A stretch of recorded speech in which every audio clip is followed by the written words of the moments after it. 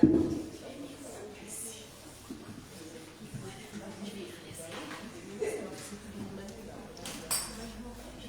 à toutes et à tous. On va commencer.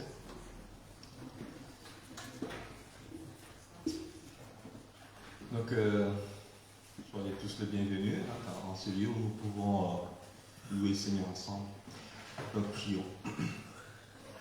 Seigneur, nous te sommes reconnaissants de ce que tu fais pour nous. Merci Seigneur pour ce lieu où nous avons cette liberté de pouvoir te louer, Seigneur. Merci pour la vie que tu donnes, merci pour la santé, la force, la possibilité de pouvoir se déplacer et de se réunir. Et toi, tu as dit que là où 2 ou 3 se réunissent en ton nom, tu es au milieu. Merci, Seigneur, d'être au milieu de nous et de nous accueillir, Seigneur, tel que nous sommes. Merci. Au nom de Jésus, notre Seigneur. Amen. Dieu Tout-Puissant, quand mon cœur considère tous les bienfaits que tu fais, donc le 58, pour commencer, tout l'univers créé par ton pouvoir, le ciel d'azur, les éclairs, le tonnerre, le clair matin, les ombres du soir, et de tout mon être, nous allons élever nos voix pour louer notre Seigneur. 58.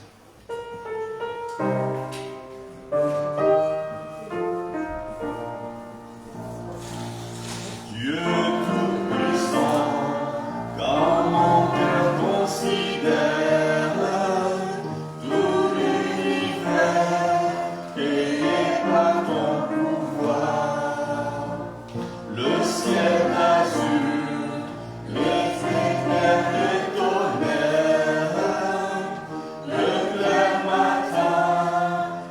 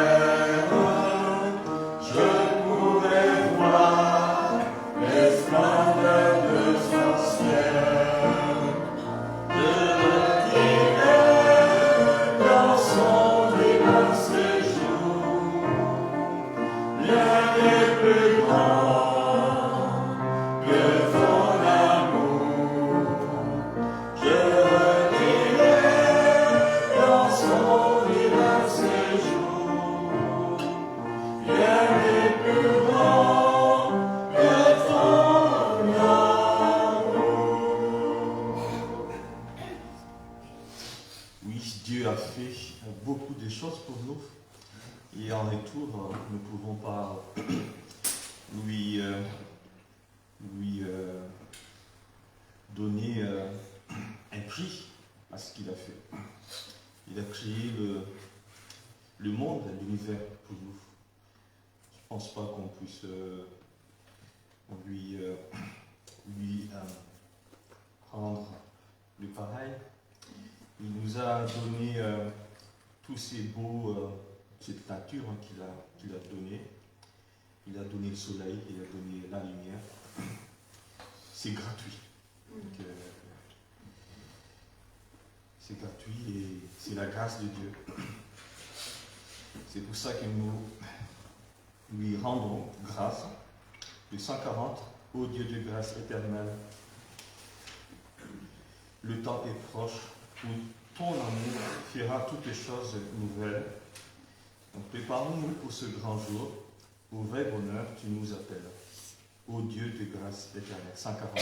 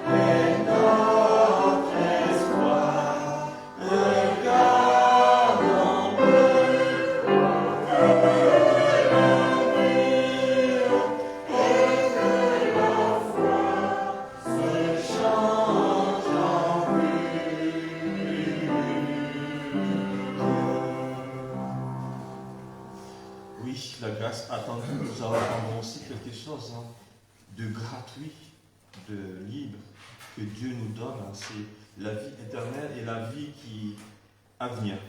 Dieu nous a préparé. Regardons plus en haut. Mais aussi, il a dit, le temps est proche où ton amour fera toutes les choses nouvelles. Il nous donne une vie nouvelle. mais il fera aussi des nouvelles terres et des nouveaux cieux. Dommage pour ceux qui font de l'écologie et qui essaient par tous les moyens de conserver cette terre. Dieu a quelque chose de meilleur pour nous, quelque chose de nouvelle. Qui veut pour le maître, 359, qui veut pour le maître, pour notre grand roi, livrer tout son être, combattre avec foi dans la guerre sainte contre toute erreur, les pieds dans l'empreinte des pas du Sauveur. Jésus nous appelle, écoutons sa voix, la vie nouvelle commence à la croix. 359.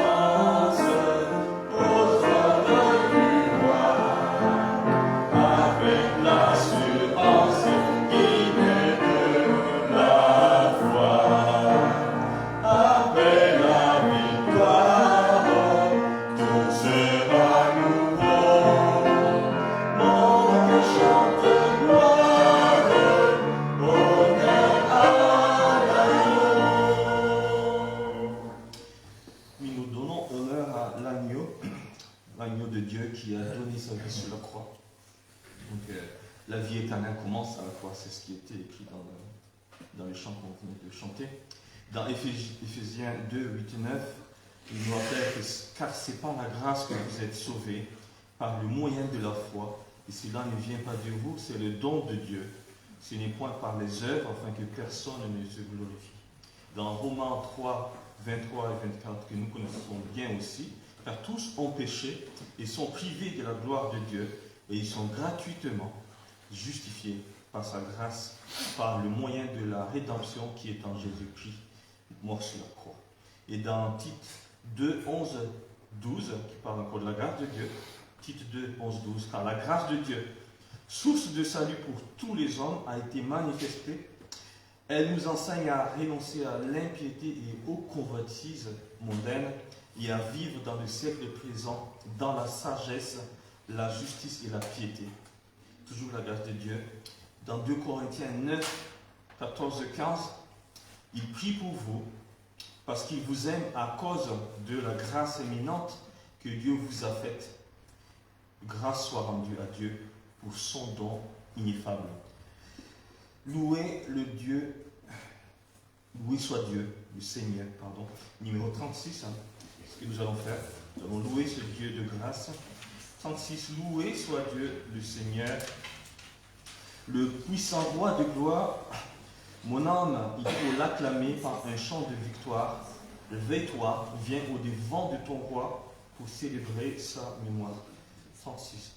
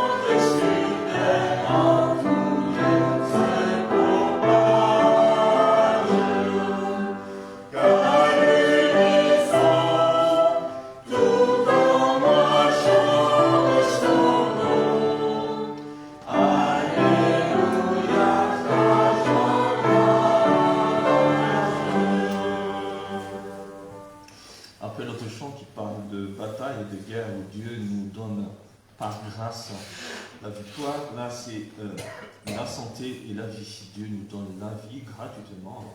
Nous n'avons pas payé pour être vivants. Dieu nous donne cette vie, notre être. Et on souhaiterait bien nous assurer que le lendemain, nous sommes toujours debout et que nous vivrons. Mais ça que soit, on ne sait jamais si demain, le lendemain, nous serons encore debout. Mais Dieu nous donne cette vie. Donc merci Seigneur, il nous donne la santé. Il a gardé son aile.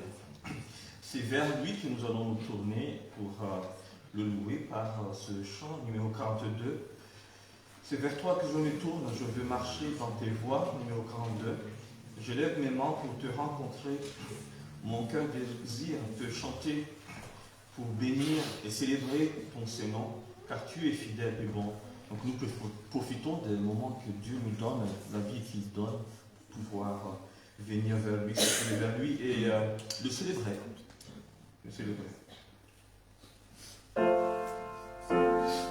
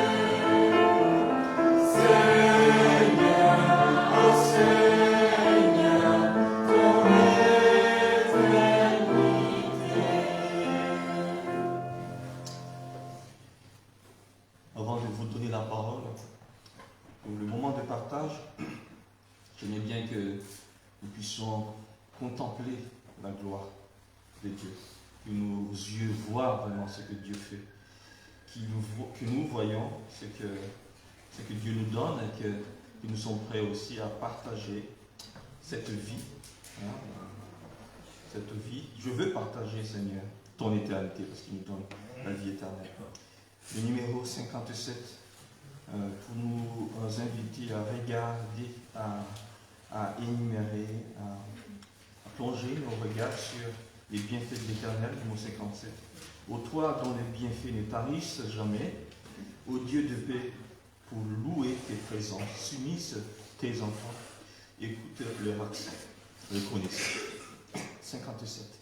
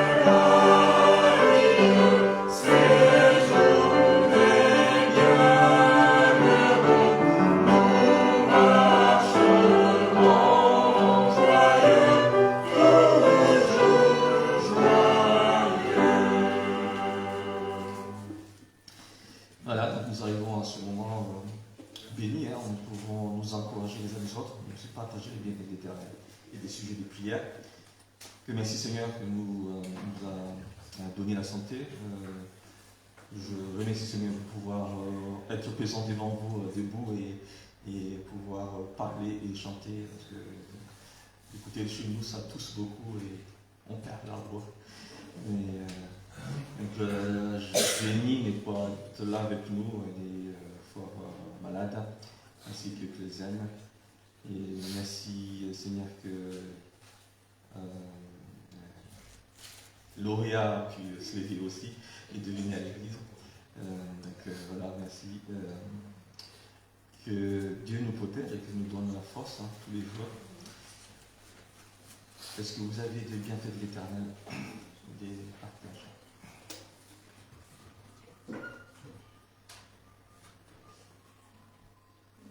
Oui.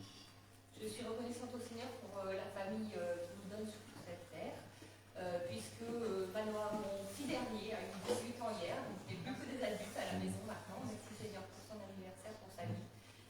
Et demain, c'est l'anniversaire d'Ismaël qui va avoir 24 ans. Donc, merci au Seigneur pour ce qu'il nous donne et je continue à prier pour leur salut ainsi que celui de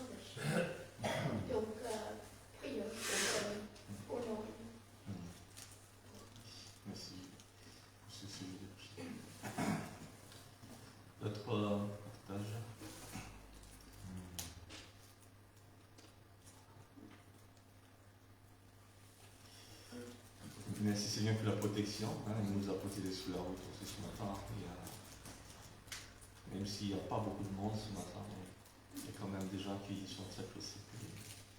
C'est pas. Voilà, donc merci Seigneur pour ça. Moi, c'est pour prier, c'est en requête de prière. Hier, non, avant-hier, il y a un frère de ma mère qui est décédé. Et c'est quand même triste parce que Marilène, avant qu'il décède, bon, il avait tout sa tête, elle parlait encore. Mais elle a été allée, ils sont fort catholiques, mais comme ma famille, j'ai beaucoup de sœurs qui sont chrétiennes. Et eux, ils sont fort catholiques et Madeleine a été allée avec ma autre sœur pour parler de salut, mais il n'a pas accepté et il était même fâché contre ma sœur. C'est dommage parce que maintenant, il n'y a plus d'espoir. Et sa femme ici, elle est fort catholique, ma tante aussi, prier pour elle, qu'elle vienne au Seigneur, et ses enfants aussi, mes cousins, ils sont 5 enfants là.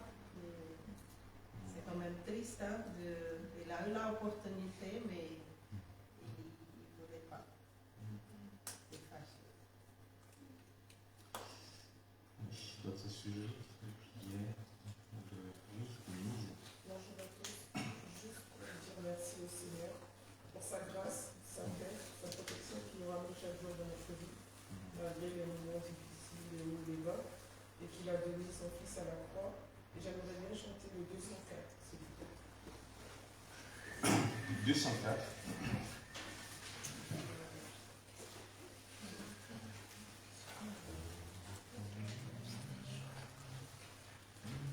Faut prendre mon âme, prends le Seigneur et que ta flamme brûle en éclat.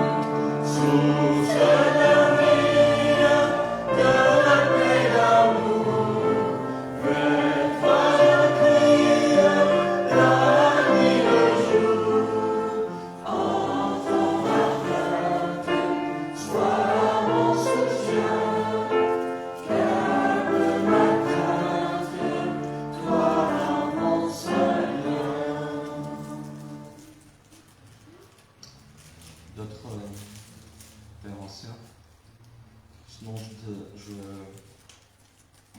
peux peut-être demander à Jedel de venir prendre des offrandes, à son moment des offrandes. Et si vous pouvez demander aussi à Judy de prier pour les offrandes.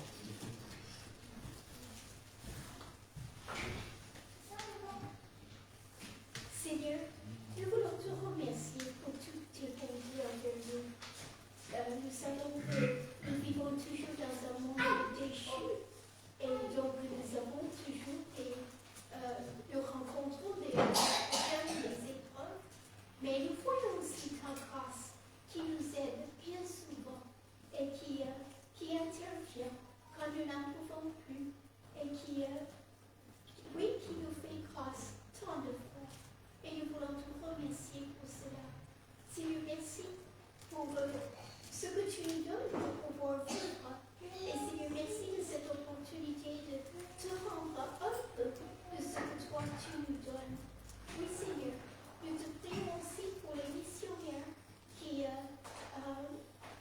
reçoivent un peu de ce que nous donnons pour être dans ton service et de rendre ta parole autour d'eux. Seigneur, nous te prions de bénir ces offrandes pour tout ce qu'il faut faire avec. Au nom de Jésus. Amen.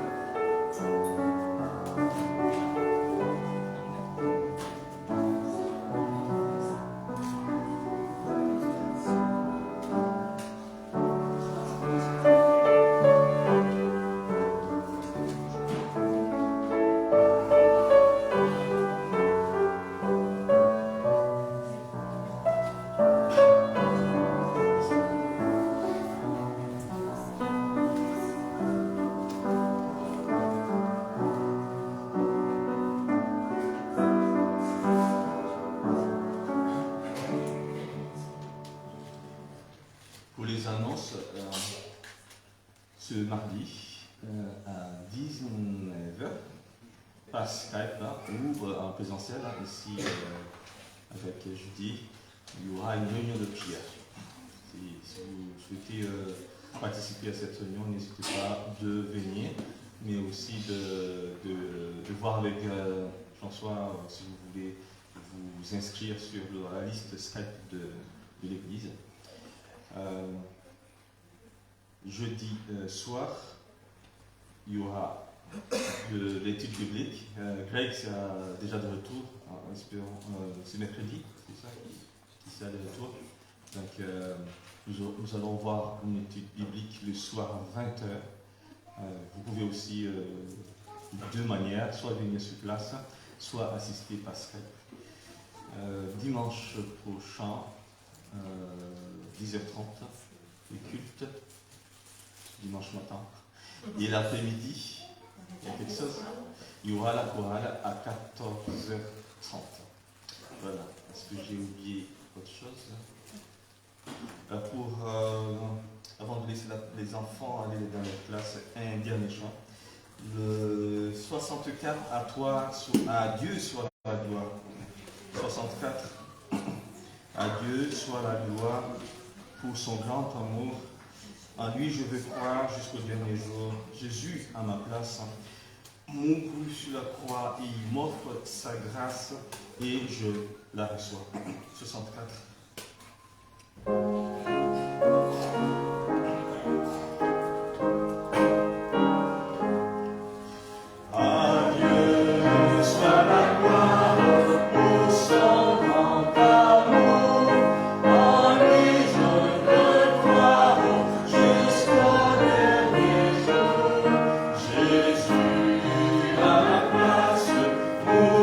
Sur la croix, il m'offre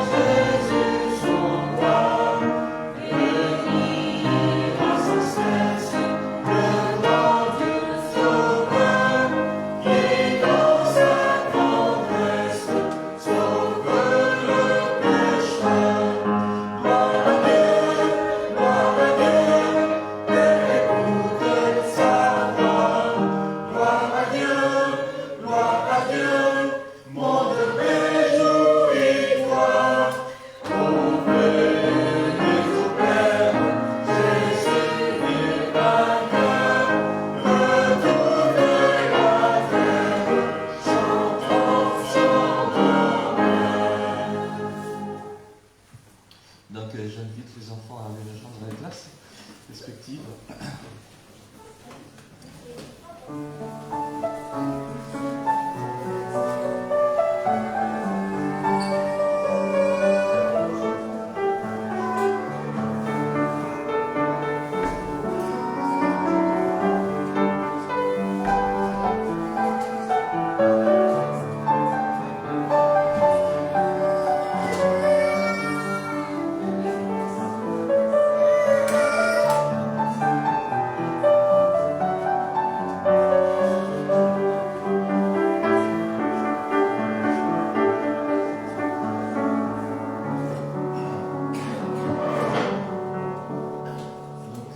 Passons quelques moments dans la prière en se soutenant chacun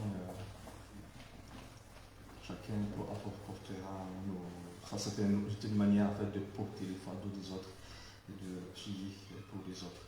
Et aussi de prier pour nos missionnaires, pour Greg qui va revenir la semaine prochaine, et aussi pour les sujets qu'on a partagés ce matin. Prions. Seigneur, par ta grâce, nous sommes bénis par ta présence, Seigneur. Merci pour la vie que tu donnes, merci pour la joie, merci pour la vie éternelle. Merci aussi pour cet accès que tu nous donnes. Merci d'avoir lavé nos péchés pour que nous puissions avoir cet accès à toi, que tu étais prêt. Tu étais venu sur terre pour nous sauver. Merci Seigneur.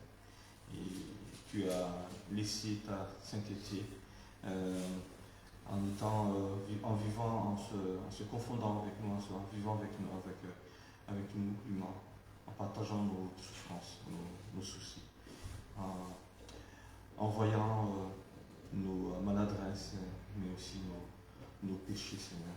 Tu étais prêt à vivre cela de ta propre chair, en revêtant la chair humaine, Seigneur. Merci pour cet acte d'humilité que tu as fait. Merci aussi pour la vie que tu as donnée, pour le sang que tu as versé pour nous. Que tu aides les moniteurs et monitrices, Seigneur, pour les enfants, pour qu'ils puissent partager cette vie que tu donnes. Merci. Au nom de Jésus. Amen. Seigneur, notre Père, nous voulons te remercier pour tous tes bienfaits, pour la bonté que tu manifestes à notre égard. Merci parce que nous savons que tu nous aimes et que tu nous donnes la possibilité de nous adresser à toi en nos besoins. Merci parce que tu as protégé, comme le disait Élisée sur la route ce matin, pour venir dans ta maison. Et merci parce que tu as protégé Greg aussi des ennuis techniques du camping-car. Sois avec lui pour son retour mercredi. Et bénis-le encore pour la fin de son séjour. Et bénis Judy aussi dans la gestion du quotidien. Nous voulons aussi te remettre entre tes mains tous les malades, tous les gens qui sont dans la difficulté, dans la détresse ou dans le deuil, comme la famille de Marie. Avec chacun, bénis et permet une bonne guérison du doigt de Noémie suite à l'intervention pour son panarie. Merci parce que nous savons que même si nous sommes des êtres humains pleins de défauts, toi tu nous aimes malgré tout et les épreuves que tu nous envoies, c'est pour nous faire progresser, pour que nous puissions t'aimer davantage. Au nom de ton Fils Jésus. Amen. Amen. Merci Seigneur pour la consolation et la protection du moyen. Merci Seigneur pour le voyage. Protège encore qui paye pour la obéissance. Je te remets aussi les sujets pour Pasteur Jules et sa femme qui est gravement malade. Seigneur,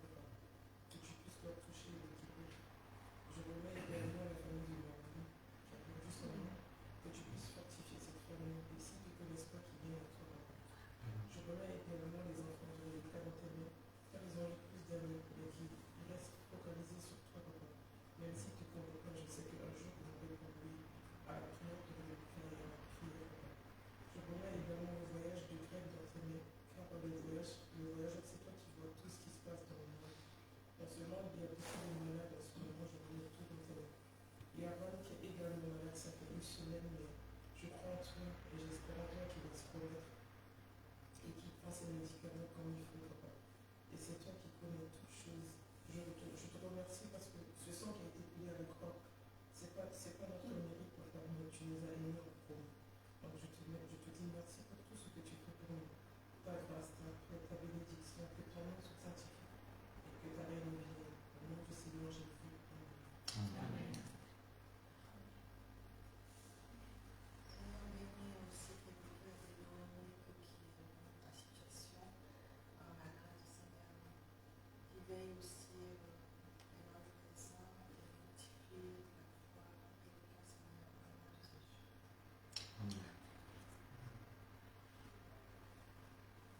Merci Seigneur pour le travail que tu fais dans notre cœur. Merci Seigneur de ta patience avec nous. Et Seigneur, merci pour la joie que tu nous donnes quand nous voyons l'œuvre que tu as faite chez les uns et les autres. Merci Seigneur, que toute la gloire te revienne. Au nom de Jésus. Amen.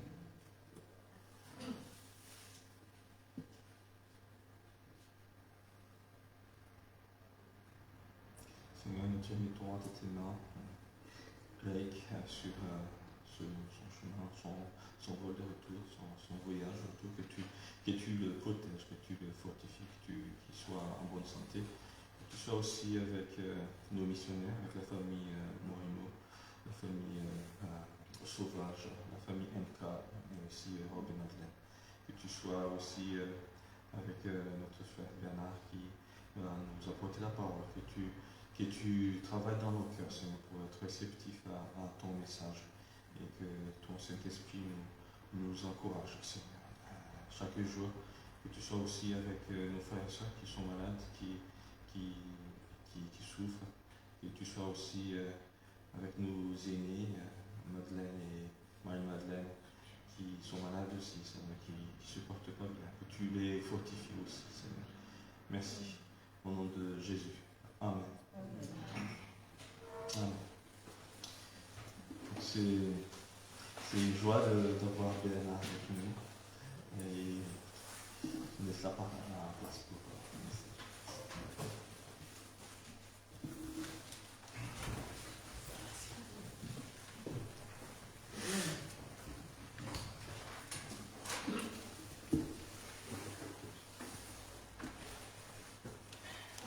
C'est un privilège pour moi de pouvoir m'adresser à vous. Je baisse le micro parce que ma voix baisse aussi. Voilà, j'ai plus 18 ans.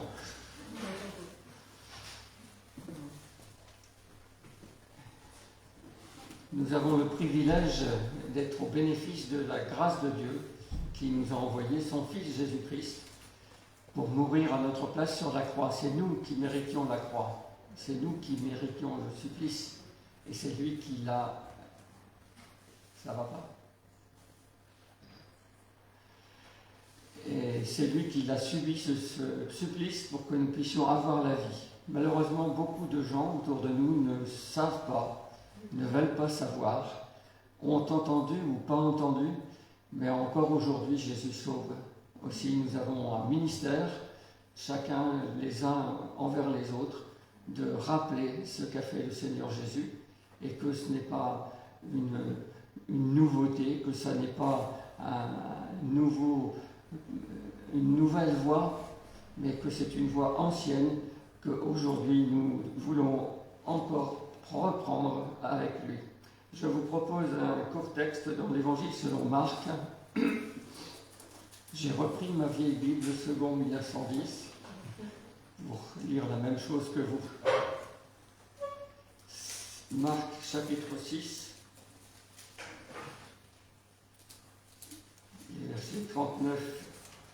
les versets 30 à 34, mais je commencerai à lire au verset 29. Les disciples de Jean, c'est Jean-Baptiste dont il est question, les disciples de Jean, ayant appris cela, vinrent prendre son corps et le mirent dans un sépulcre. Les apôtres, s'étant rassemblés auprès de Jésus, lui racontèrent tout ce qu'ils avaient fait et tout ce qu'ils avaient enseigné. Jésus leur dit « Venez à l'écart dans un lieu désert et reposez-vous un peu. » car il y avait beaucoup d'allants et de venants et ils n'avaient pas même le temps de manger. Ils partirent dans une barque pour aller à l'écart, dans un lieu désert. Beaucoup de gens les virent s'en aller et les reconnurent, et de toutes les villes on accourut à pied et on les devança au lieu où ils se rendaient. Quand il sortit de la barque, Jésus vit une grande foule. Il fut ému de compassion pour eux parce qu'ils étaient comme des brebis qui n'ont point de berger. Et il se mit à leur enseigner beaucoup de choses. C'est un texte sur lequel on ne prêche pas souvent. Il sert de transition ici dans l'évangile selon Marc entre deux événements étonnants. Le premier, c'est la mort de Jean-Baptiste. Il est victime de la vengeance de la femme d'Hérode qui a souhaité sa mort, et ses disciples sont venus ici l'ensevelir. C'est donc la fin du ministère de Jean-Baptiste. Mais c'est le début du ministère des apôtres. C'est à ce moment-là que Jésus les a envoyés pour aller dans tous les patelins, j'allais dire, pardon, dans toutes les villes et les villages de la Galilée pour annoncer, je vais y revenir, ce que annonçait Jean-Baptiste en fait. Et ce texte sert de transition entre cette mort de Jean-Baptiste et la multiplication des pains. Alors c'est un peu curieux. Quelquefois on a dans les émissions des interludes comme ça, comme une transition pour passer d'un sujet à l'autre. Et là c'est bien le cas. Les autres textes évangéliques, Matthieu, Luc et Jean, n'ont pas cette même transition, mais pas en tout cas aussi développée. Donc dans Matthieu par exemple, il est dit que c'est la nouvelle de la mort de Jean-Baptiste qui a provoqué le départ de Jésus. En entendant ce récit de la mort de Jean-Baptiste, il décide de prendre une barque et de s'en aller plus loin. Et on va voir que c'est de l'autre côté du lac de Génézareth. Il va aller dans un lieu désert. D'après notre texte dans Marc, c'est pour que les apôtres se reposent et mangent. En réalité, il va les mener en bateau, mais pas de cette façon-là. Il va traverser le lac de Génézareth avec sa barque. Et Luc et Jean nous disent que c'est près du village de la ville de Bethsaïda, au nord du lac de Tibériade, et c'est là que va avoir la multiplication des pains. Alors, Jésus veut prendre soin de ses apôtres parce qu'ils ont bien travaillé. Ils ont été envoyés, ces 12 apôtres, dans une mission d'évangélisation, 2 par 2, dans les villes et les villages de Galilée. Les conditions de leur mission sont draconiennes, spartiates. Il y a des règles strictes. Ils ne partent pas en promenade. Ils doivent avoir pour tout bagage un bâton. Et pas de provisions, ni d'argent, pas de vêtements de rechange, et une seule paire de sandales pour la marche. Pas de véhicule. On a connu qui ont eu des déboires avec leur véhicule. Là, ce n'est pas le cas. Pas de véhicule, pas même de monture. Ils doivent être à pied et ils ont une seule paire de sandales. Alors, on ne sait pas exactement combien de jours se sont passés depuis que Jésus les a envoyés, mais ils étaient tout heureux de revenir. Et même plus que cela, ils étaient tout heureux de la mission que Jésus leur avait confiée. Alors, ils sont partis sans véhicule, je l'ai dit, mais ils doivent loger chez l'habitant. Aujourd'hui, c'est plutôt difficile, mais en Israël, à cette époque, c'était une tradition et c'était la loi qu'on héberge les gens. Et donc, ils trouvent à être hébergés, les 12 trouvent à être hébergés, sans doute 2 par 2 ou 4, etc., chez une personne. Et en fait, l'hospitalité, c'est une loi et une tradition. Et Jésus leur dit, si dans une ville, on ne veut ni vous recevoir, ni vous écouter, partez de là en secouant la poussière de vos sandales, cela constituera un témoignage contre eux. Alors c'est draconien aussi pour ceux qui ne les reçoivent pas. En réalité, Jésus dit n'insistez pas. Ce n'est pas la peine de faire le forcing, ce n'est pas la peine d'utiliser la force, ni la ruse pour les amener à Christ. S'ils ne veulent pas vous écouter, vous partez de là. C'est un peu dur quand même. Et là, c'est ce que nous pratiquons généralement. Les gens ne veulent pas nous écouter, donc nous laissons tomber. Et là, Jésus avait donné cette directive aux apôtres. L'objectif de leur mission, c'est de prêcher la repentance. C'était donc ce que faisait Jean-Baptiste. Les nouvelles versions disent un changement de vie profond. Et Jean-Baptiste disait repentez-vous, parce que le royaume de Dieu est proche. C'était un profond changement de vie qui était demandé, mais contrairement à Jean-Baptiste qui n'a jamais fait de miracle, les apôtres reçoivent des outils quand même. Ils font des miracles. Je n'ai pas lu le passage qui précède, mais lors de cette tournée des apôtres en Galilée, non seulement ils chassent les démons, mais ils guérissent les malades.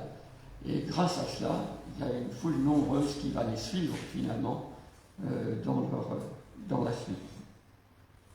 Donc, je répète, la mission de Jean-Baptiste vient de s'achever brutalement. Il a été décapité sur ordre du roi Hérode Antipas pour assouvir la vengeance d'Hérodiade, son épouse illégitime. Ses disciples l'ont mis dans un tombeau. Mais la mission des apôtres démarre en triomphe. Ils sont très heureux de la mission qu'ils ont. Eux ne parlent pas, ne discutent pas avec Jésus, et Jésus ne discute pas avec eux de la mort de Jean-Baptiste, mais ils discutent de cette œuvre qu'ils ont accomplie dans ces villages et villes de Galilée. Leur mission commence et leur obéissance a été couronnée de succès. Ils sont enthousiasmés par ce qui s'est passé. Ils sont enthousiasmés non seulement par les guérisons et les miracles là, mais ils sont enthousiasmés par cette foule qui va écouter et qui va croire et qui va suivre Jésus par la suite. Alors Jésus pense à eux. Ils doivent être fatigués. Ils ont marché, ils ont fait cette tournée dans des conditions assez difficiles et il veut prendre soin d'eux. Il veut les isoler de la foule pour qu'ils puissent se reposer et manger à l'écart dans un lieu désert. Alors c'est pas souvent qu'on fait ça, nous mettre à l'écart dans un lieu désert, au contraire. Et malheureusement, la foule ne valide pas cette proposition de Jésus. Ils partent en barque pour que la foule ne les suive pas, mais la foule fait le tour du lac à pied et rejoint et les précède même dans l'endroit où ils vont faire cette distribution des pains.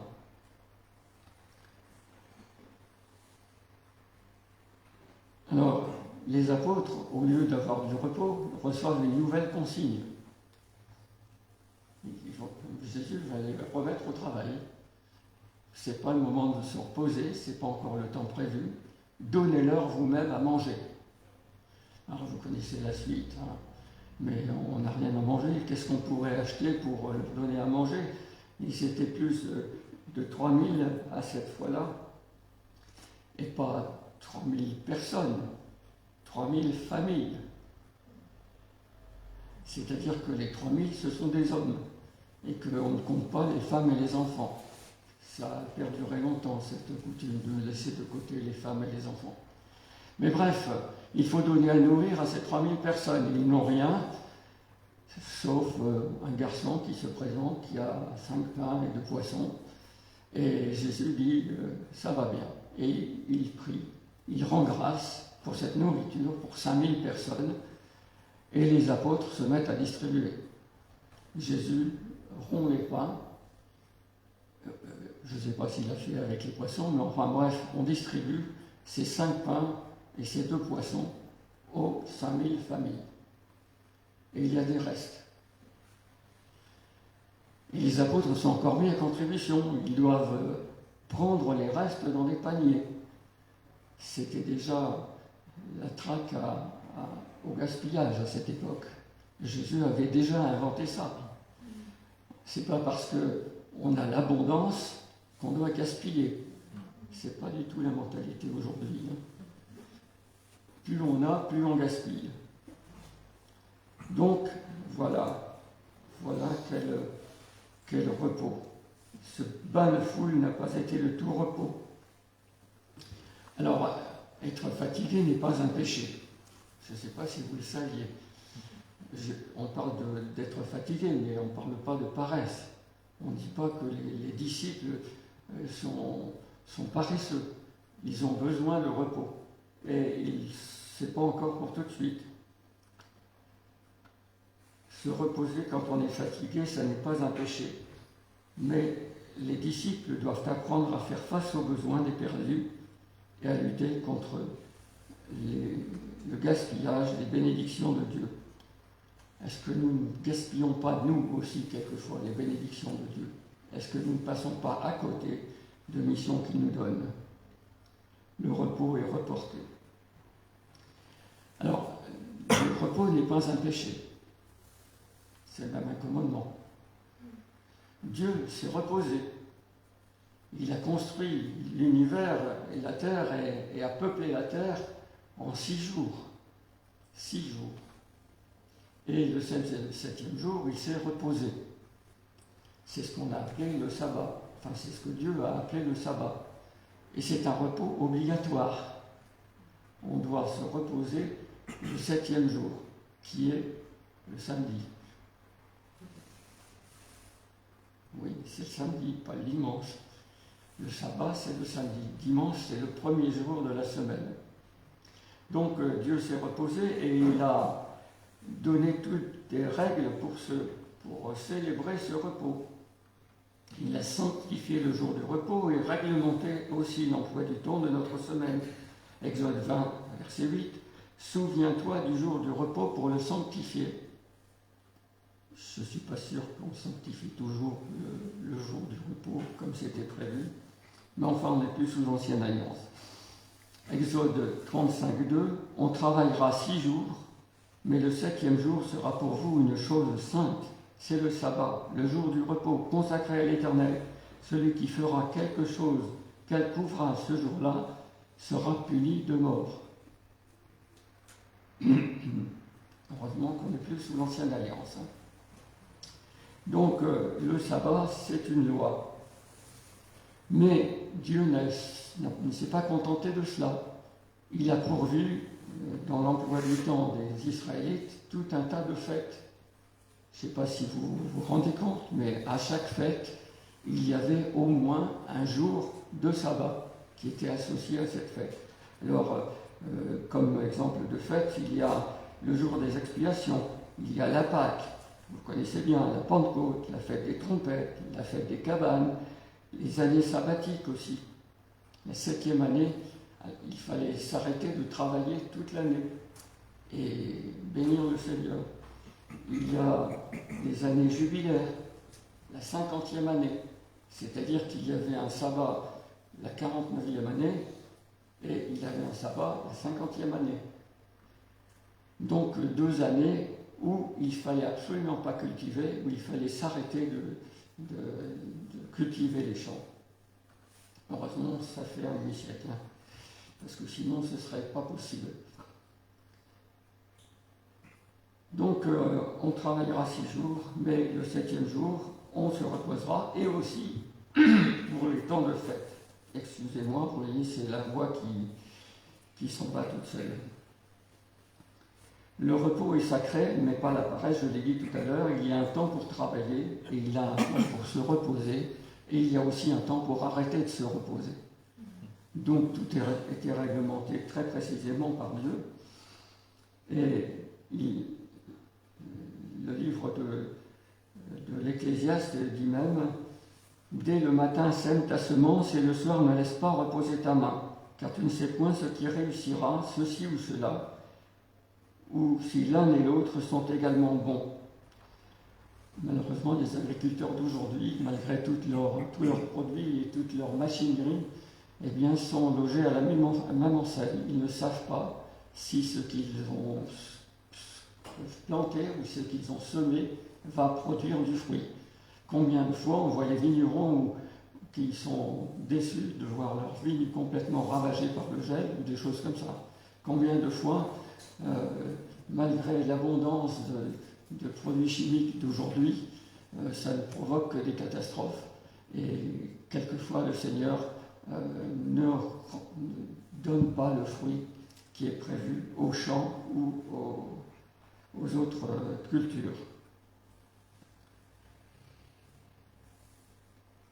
Les agriculteurs d'aujourd'hui sont donc logés à la même enseigne et bien souvent on voit des plaintes de récoltes qui n'ont pas bien réussi.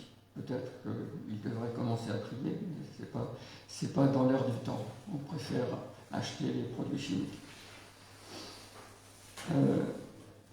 Dieu a aussi créé le jour et la nuit dans le but de nous apprendre à bien compter nos jours.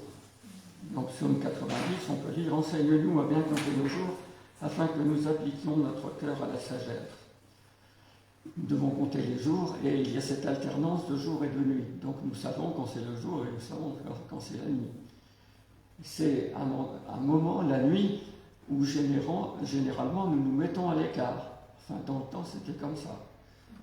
Il y a un lieu qui est prévu dans notre maison pour se reposer, pour passer une nuit de sommeil. Aujourd'hui, c'est plus tellement comme ça, parce qu'on peut travailler 24 heures sur 24, parce qu'on peut faire la fête 24 heures sur 24, parce qu'on ne se met pas forcément à l'écart pour dormir. Quelquefois, on dort dans la salle d'attente d'un aéroport, etc. Enfin, on a tout fait de travers. Ce qu'on vit maintenant n'est vraiment pas ce que le Seigneur avait prévu. Jésus, notre Seigneur et Sauveur, lumière de la création et lumière des nations, qui habite sur la terre, pour l'instant, est venu se plier docilement à ses règles. Il était le Créateur. Au commencement était la lumière, et la lumière était avec Dieu, et la lumière était Dieu. Jésus était créateur avec son Père, co-créateur avec son Père et le Saint-Esprit. Mais il s'est soumis aux lois de son Père pendant tout le temps de son passage sur terre. Il a donc connu aussi la fatigue, l'abattement, et quelquefois il devait s'isoler. Jean 9,4 dit « Il faut que je fasse, tant qu'il fait jour, les œuvres de celui qui m'a envoyé. La nuit vient, personne ne peut travailler. » C'était sa directive à lui. La nuit vient où personne ne peut travailler. Mais souvent la nuit, il quittait le campement pour aller plus loin. Pas pour se reposer à l'écart. Il y a peu de fois où on vous lit dans l'Évangile que Jésus se soit reposé. Il y a deux cas, vous pouvez peut-être les dire. Il y a 2 cas où on voit que Jésus se repose. Jean 4. Dans Jean 4, on voit que Jésus était fatigué du voyage. Il envoie ses disciples pour aller chercher à manger et lui, il s'assied pour se reposer parce qu'il était fatigué.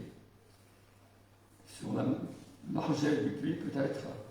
Et il y a un autre moment où Jésus se repose. Les apôtres pas. Ils sont dans la tempête. Il est à l'arrière de la barque. Et la barque est secouée. Qu'est-ce que tu fais? Tu dors? Arrête de dormir. Nous périssons. Donc il n'a même pas le droit de se reposer.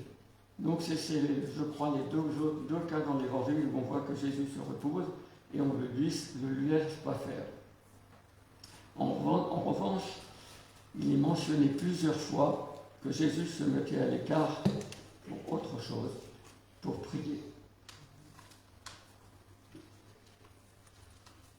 Excusez-moi, manque de pratique. Quand Jésus se met à l'écart par prier, cela peut ressembler à une veillée d'âme plutôt qu'à un moment de repos. Lorsque Jésus prie, on a 3 exemples précis où il se met à l'écart pour prier. Le premier, c'est quand il choisit les apôtres. Dans Luc 6, on peut lire, en ce temps-là, Jésus se rendit sur la montagne pour prier, et il passa toute la nuit à prier Dieu. Toute la nuit. Quand le jour parut, il appela ses disciples et il en choisit 12 auxquels il donna le nom d'apôtres. Ça, on sait tous. Jésus doit faire face à de grandes décisions. Il doit trouver des collaborateurs. Malheureusement, ce ne sont que des hommes. Et franchement, on se demande pourquoi, comment il aurait pu choisir un Simon-Pierre, toujours prêt à partir au quart de tour. Le gars qui est vraiment impétueux. Pourquoi il aurait choisi Jacques et Jean, les fils du tonnerre, qui veulent que la foudre tombe du ciel lorsque des Samaritains ne veulent pas les accueillir? Et surtout, pourquoi il aurait choisi le cupide Judas, qui va le trahir pour 30 pièces d'argent? Jésus prend des décisions, mais il ne les prend pas seul. Il faut qu'il consulte son Père. Et il a choisi ces 12-là. Au moment de choisir ces apôtres, Jésus connaissait déjà ce qu'ils avaient au fond du cœur. Et il le connaissait même peut-être plus qu'eux-mêmes. Et il savait quel serait leur parcours. Quand il rencontre un de ses disciples, vous me direz lequel, il lui dit « Mais quand tu étais en dessous de l'arbre, je t'ai déjà vu. » Je ne sais plus qui c'est, je ne vous le dirai pas. D'accord. Il savait tout ce qui concernait ses disciples, même avant de les choisir, mais avant de les rencontrer. Il voit qui ils sont, il voit quelle est leur personnalité, il voit ce qu'ils vont faire. Quand il parle pour la dernière fois à l'apôtre Pierre, il lui dit « Il viendra un temps où tu ne te dirigeras pas toi-même, tu ne seras plus capable de mettre ta ceinture. » Il sait les choses. Comment, en sachant ces choses, aurait-il pu choisir ces gens-là? Il fallait bien qu'il ait l'appui de son Père. Alors, une deuxième veillée d'armes, c'est la transfiguration. À nouveau, Jésus monte sur la montagne. À nouveau, il prend avec lui 3 disciples, Pierre, Jacques et Jean. Pierre, Jacques et Jean luttent contre le sommeil. Mais ils vont quand même assister à la transfiguration. Marc 9 dit, il leur dit encore, « Je vous le dis en vérité, quelques-uns de ceux qui sont ici ne mourront point, qu'ils n'aient vu le royaume de Dieu venir avec puissance. » Quand je vous disais qu'ils connaissaient leur avenir. 6 jours après, Jésus prit avec lui Pierre, Jacques et Jean. Il les conduisit seuls à l'écart sur une haute montagne. Il fut transfiguré devant eux. Matthieu traduit, « Quelques-uns de ceux qui sont ici ne mourront point, qu'ils n'aient vu le Fils de l'homme venir dans son règne. » C'est l'avènement de Christ qui est annoncé, ce n'est pas la fin des temps. Et Luc précise, il monta sur la montagne pour prier, et pendant qu'il priait, l'aspect de son visage changea. J'ai dit c'est aussi une veillée d'armes. Parce qu'à ce moment-là, il rencontre Moïse et Élie. Pas en chair et en os, bien sûr, c'est une vision, c'est une apparition. Et Moïse et Élie parlent avec lui. Les apôtres sont mêlés de tout, ils veulent faire des tentes, etc. Mais ils ne sont pas là pour ça. Moïse et Élie sont les représentants de l'ancienne alliance. Ils sont les représentants des prophètes et de la loi. Moïse pour la loi, Élie pour les prophètes. Et ils sont venus donner la main d'association, c'est comme ça qu'on dit, à Jésus qui va inaugurer la nouvelle alliance.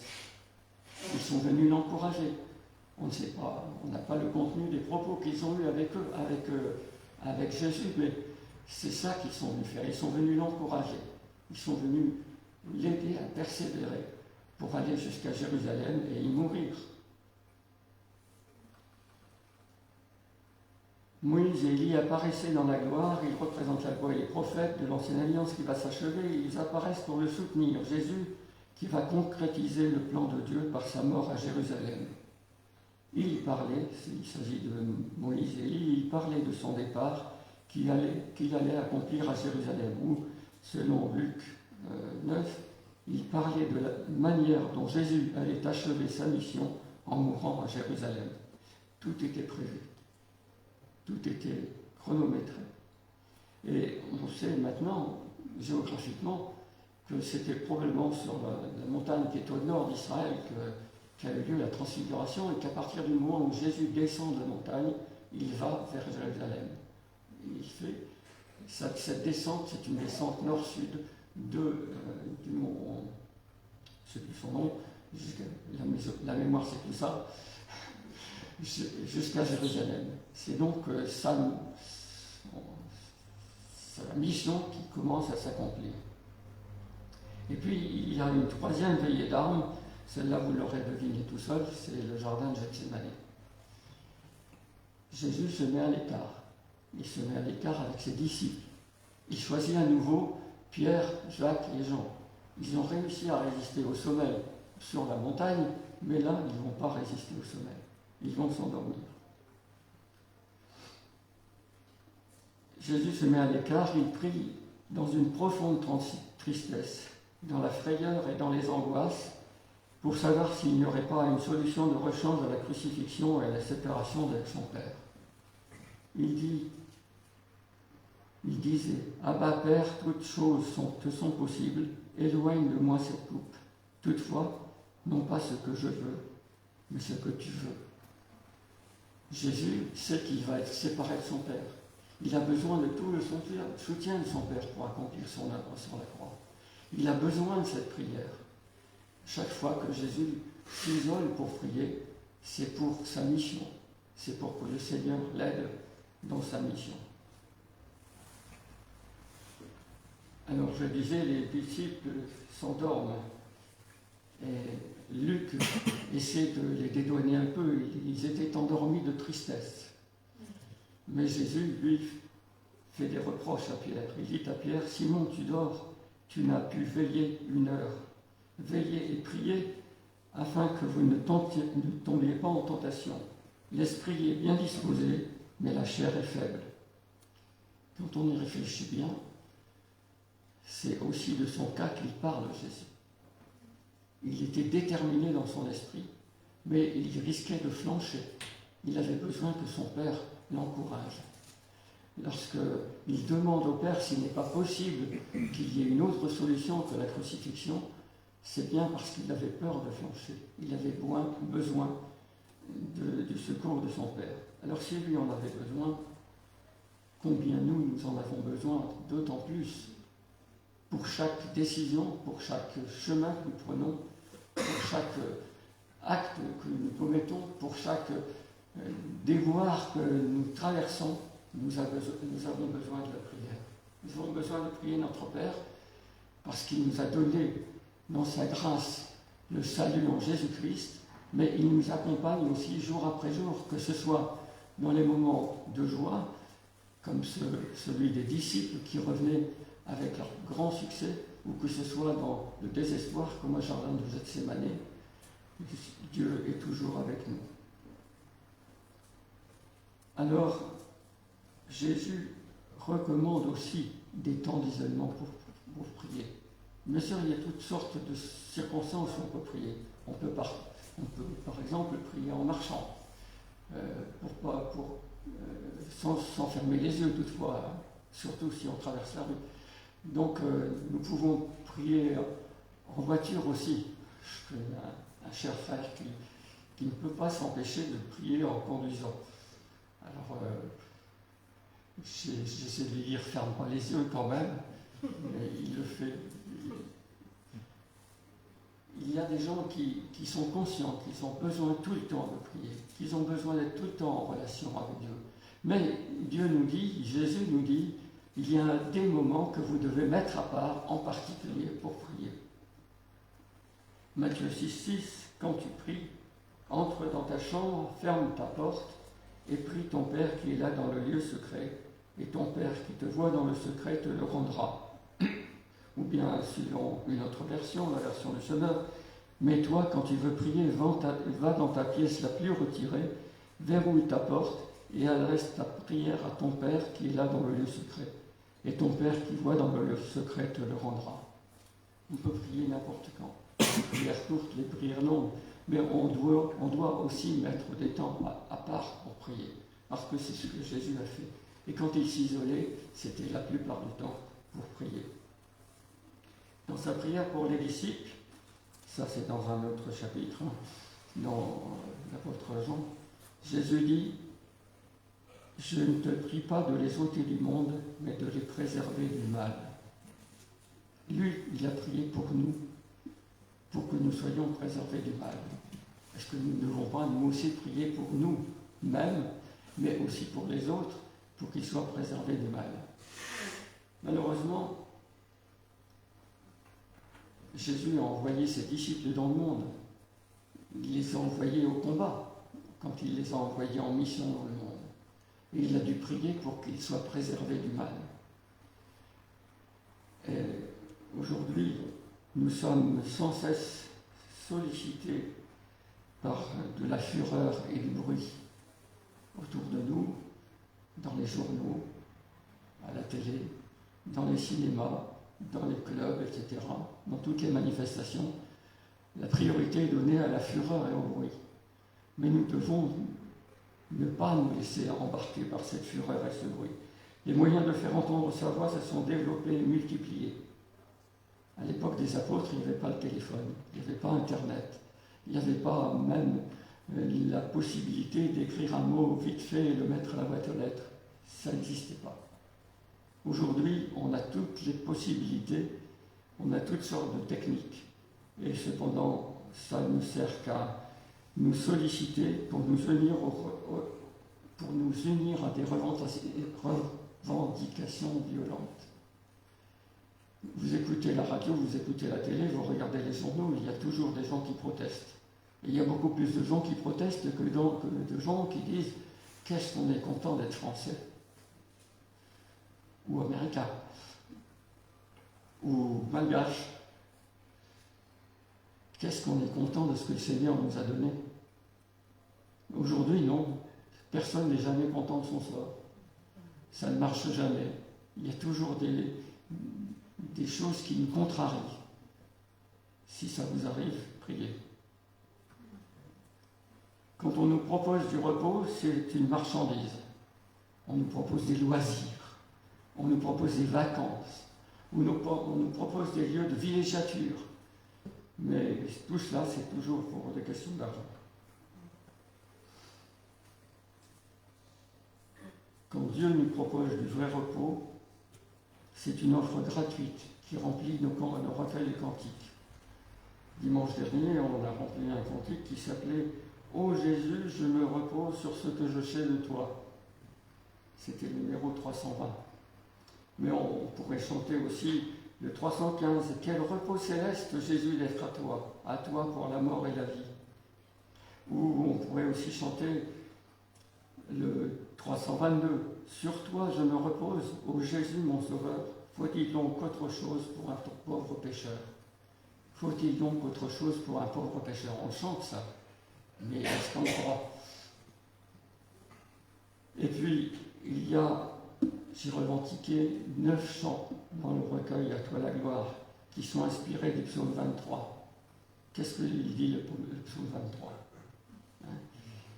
Qu'est-ce qu'il dit? Il me fait reposer dans de verts pâturages. J'ai pas envie d'aller dans une pâture, quoi.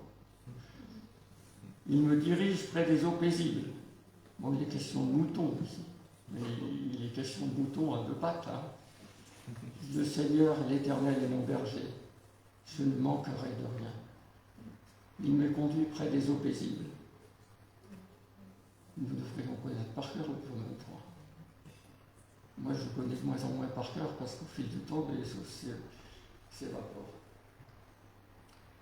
Il me fait reposer dans de verts pâturages, il me dirige près des eaux paisibles. Combien nous avons besoin d'être reconnaissants de tout ce que nous avons, de tout ce que le Seigneur nous donne, de tout ce que la société nous procure, sans le savoir quelquefois.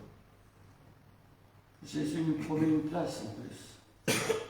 il promet en tout cas une place à ses disciples. Les disciples qui sont dans la maison de son Père. La lettre aux Hébreux parle, pour ses disciples, il promet une place dans la maison de son Père. Dans l'Épître aux Hébreux, nous pouvons lire cet épître parle de ceux qui sont morts dans la foi, étrangers et voyageurs sur la terre, qui cherchaient une patrie meilleure. C'était même pas des chrétiens dont il est question dans ce chapitre d'Hébreux. C'est Abraham, par exemple. Étrangers et voyageurs sur la terre qui cherchaient une patrie meilleure, c'est-à-dire céleste. Car nous n'avons point ici-bas de cité permanente, mais nous cherchons celle qui est à venir. 2 Corinthiens 5, nous lisons « Nous savons en effet que si cette tente où nous habitons sur la terre est détruite, ou notre camping-car, nous avons dans le ciel un édifice qui est l'ouvrage de Dieu, une demeure éternelle qui n'a pas été faite de main d'homme. » Qu'est-ce que nous pouvons souhaiter de mieux? Est-ce que pour l'instant nous ne pourrions pas nous contenter de ce que nous avons, parce que nous savons que de toute façon, ça a été évoqué par mon collègue tout à l'heure, parce que de toute façon, nous allons vers le meilleur. Dans cette perspective, je le répète, il y a un temps sacré que nous devons préserver et chérir. C'est celui que nous passons à l'écart dans la prière avec notre Seigneur. Je vais prier. Seigneur notre Dieu, tu nous as donné cette opportunité de pouvoir te prier, de pouvoir parler avec toi, de pouvoir te dire nos difficultés, de pouvoir te louer pour tes bienfaits. Seigneur, que nous ne puissions pas nous priver de ce privilège que tu nous accordes et que nous puissions le transmettre aussi à d'autres. En Jésus-Christ. Amen.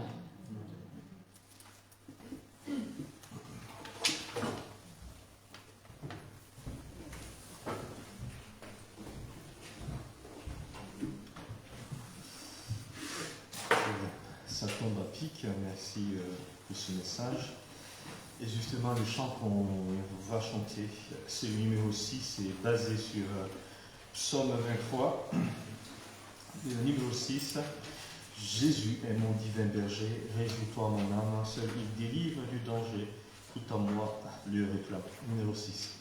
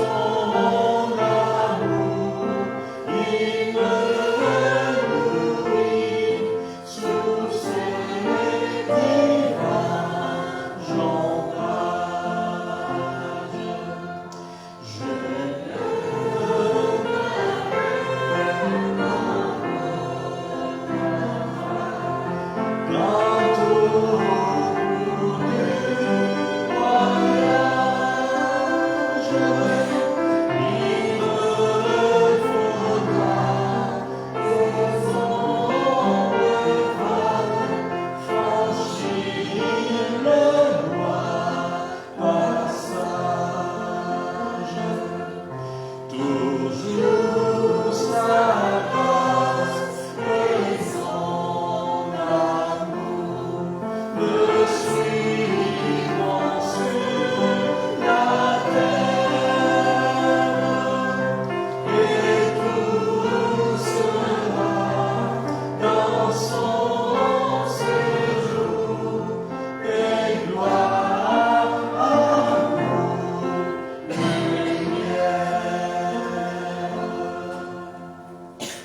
Oui, que la grâce de notre Seigneur, notre divin berger, et son amour nous suivront sur la terre cette semaine, qui puisse vraiment nous combler de ses bienfaits. Donc reposons à lui cette semaine.